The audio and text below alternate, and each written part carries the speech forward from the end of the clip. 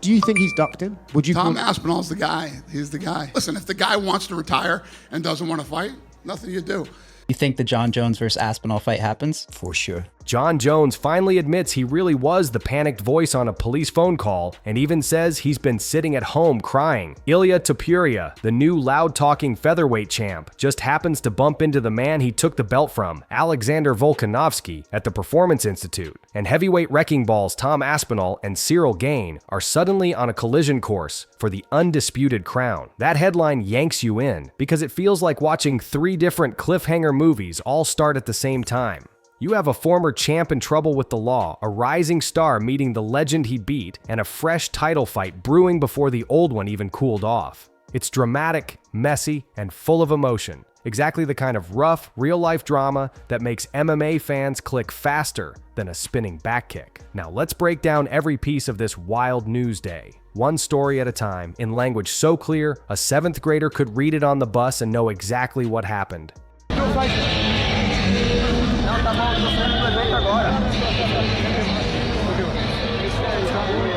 Ready? Am I grabbing? Everyone ready?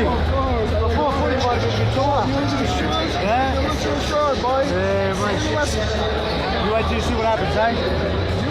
Ilia Topuria was walking through the UFC Performance Institute, basically the fighter's fancy gym in Las Vegas, when he spotted Alexander Volkanovski finishing a workout. Instead of trash talk, both men surprised everyone by acting friendly. They shook hands, asked how the other was doing, and even joked about sweating through training. Why is this a big deal? Only a few months ago, Topuria took Volk's featherweight title with a brutal knockout, which usually creates bad blood. Fans love or hate Topuria because he brags a lot, while Volk is known as a humble champ. Seeing them smile together showed that even rivals can respect each other after the cage door shuts. The encounter also mattered because cameras caught it, so it went viral in minutes. Young fans who look up to both fighters learned a lesson. You can fight hard, then keep it cool afterward. Promoters also liked the clip because positive sportsmanship helps sell rematches. If Topuria ever gives Volk another shot, that handshake will play in every hype video. And for Volk, who's climbing back after 2 straight losses, sharing a calm moment with the guy who beat him can boost his mental game. Sometimes a simple, "good to see you, bro," does more than 1,000 angry tweets. We have an update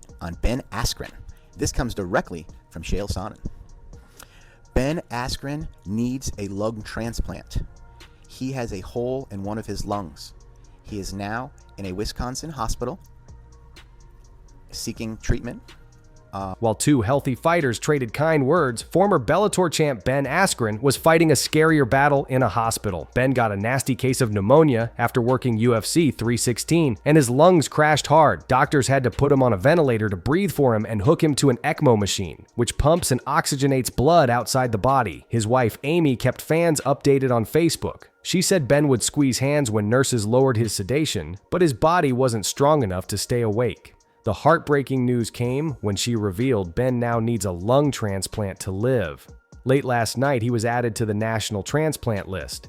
Amy asked everyone to pray both for Ben and for the family of the future donor, showing how a gift of life often comes from someone else's tragedy. Even though Ben isn't texting yet, he tried to mouth the word coffee, which made everyone smile because it meant his brain is still sharp. The MMA community, friends, fellow wrestlers, and complete strangers, has flooded social media with kind messages. That wave of support proves the sport is more than knockouts. It's a family that rallies when one of its own is in trouble.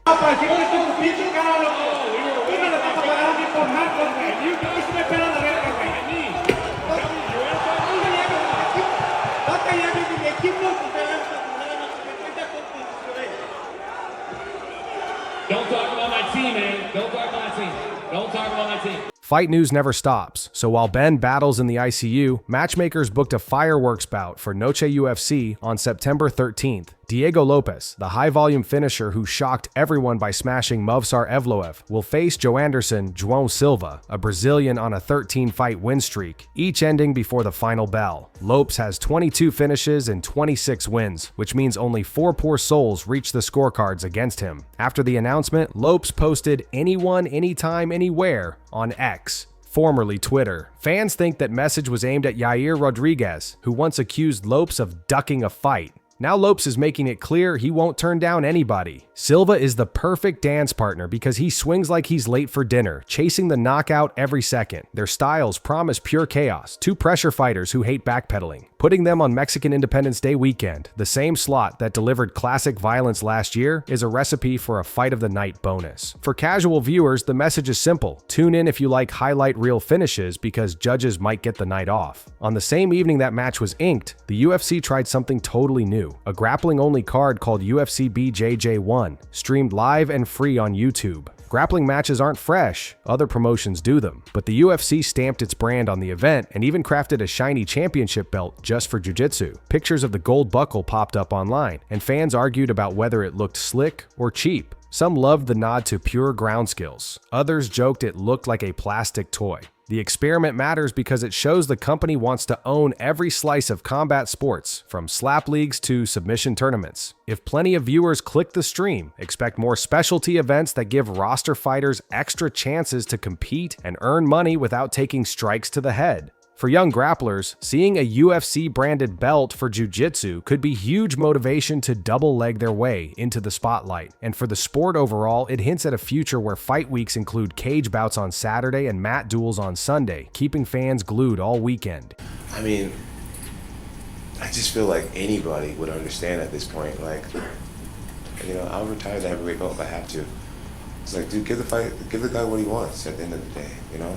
And I'm not talking to Dana directly, I feel like I'm at a place now where Heavyweight gold always feels larger than life, so when Jon Jones suddenly retired and left the belt behind, fans waited to see how the UFC would crown its next king. Dana White ended the suspense by telling reporters at a random post-fight press conference that interim champ Tom Aspinall was now the undisputed title holder. But Tom's dad, Andy Aspinall, thought the moment deserved more fireworks. He texted UFC executive Hunter Campbell, saying they couldn't have found a worse way to break the news. From Dad's view, becoming heavyweight champion, the baddest man on the planet, should come with spotlights, live crowds, and maybe even confetti. Instead, his son learned he was champ while scrolling social media at 3 a.m. Andy also slammed how the promotion managed both Jon Jones and Tom, hinting that surprise retirements and surprise coronations make the company look sloppy. His complaint sparked a fan debate about whether the UFC cares more about speed than showmanship. For Tom, it was a bittersweet upgrade. Yes, he's undisputed, but he missed the roaring announcement that legends like Stipe Miocic and Cain Velasquez enjoyed.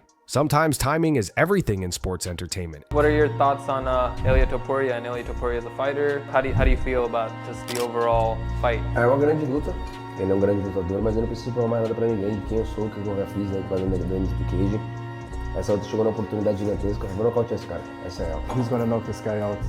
Every weight class has its loud prophet, and right now that prophet is Ilia Topuria. He says he will finish Charles Oliveira in the first 2 or 3 minutes of their lightweight clash this weekend. In simple terms, Topuria thinks the fight favors him because Charles always moves forward. Instead of hunting Charles, Ilia plans to let the Brazilian march into his punches. Topuria broke down the strategy. Meet in the middle, land faster shots, watch Charles panic shoot for takedowns, then end it early. Justin Gaethje, the king of car crash fights, is flying to the event to watch from cage side. He swears he'll fight the winner. If the UFC refuses, he might retire. That threat carries weight because Gaethje's highlight reel style makes pay-per-views pop. Robert Whittaker, a former middleweight champ who knows a thing or two about striking, sided with Topuria so hard he said Ilia would be an even bigger favorite if weight weren't a question. Whittaker's take reminded everyone that skill sometimes matters more than size. All these opinions pile extra hype on an already explosive matchup, turning a normal fight into a possible turning point for 3 divisions.